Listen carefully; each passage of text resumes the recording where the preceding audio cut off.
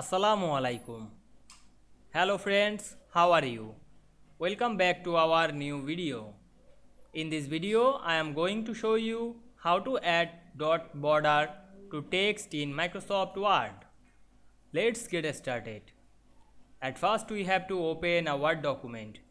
Then we want to add dot border to text in this document. Firstly, write some text.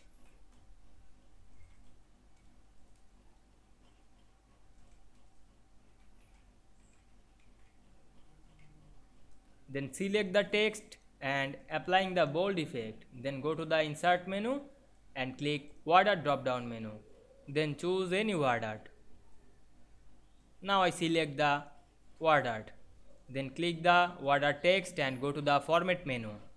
Then click text outline and choose dashes. Then find and select the dot border.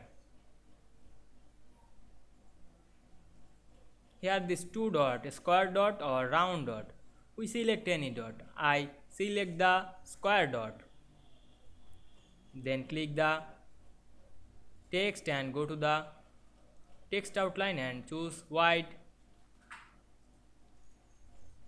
Now we can see here we insert dotted border to this text very easily. I hope you enjoyed the video.